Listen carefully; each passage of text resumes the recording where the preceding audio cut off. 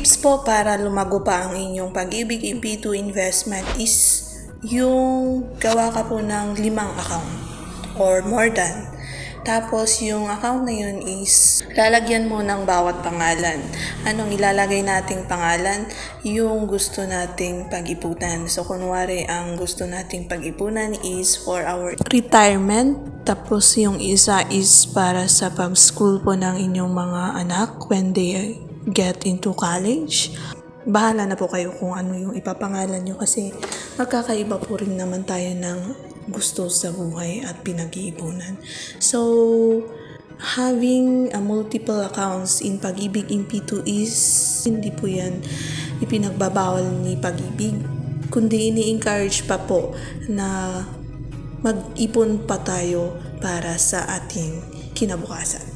Sa ginawa mo pong 5 account, pwede mo yung pagsaba-sabayin or pwede mo rin namang buy every year para every 5 years. Tapos sa 6th year, meron ka na naman kukunin and then sa 7th year, meron ka ulit kukunin. So magkakaiba po sila ng maturity date. Kung gusto nyo naman pagsasabayin, okay lang din naman para magsabay-sabay ang inyong pagkuha. Another tip para po lumago ang ating investment sa Pag-ibig MP2 is increase our source of income. So, the higher po kasi ang ating income, the higher ang pwede nating itabi. Take note po natin na Pag-ibig MP2 investment is a voluntary investment.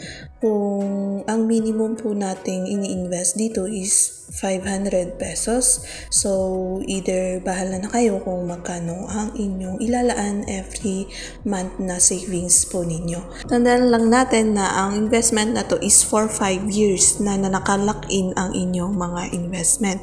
Hindi po siya pwedeng ma-withdraw.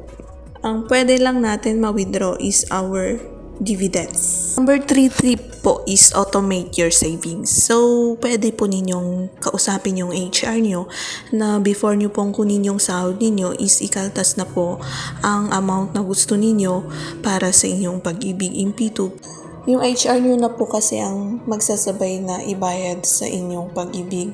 Kasabay po dyan yung regular savings po ninyo or yung mandatory na kinakaltas po sa atin na empleyado every month. Maganda po kasi kapag automate na kasi hindi mo na yan pwedeng galawin. At least nakatatak na po sa inyong isipan na yung i-receive na po ninyong mga kita is for your expenses.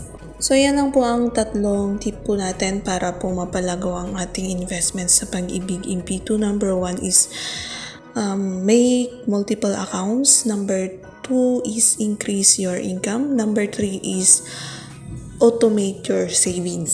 So, yan lang po. Once again, this is Ibing at Grace saying sharing is caring. Bye. See you.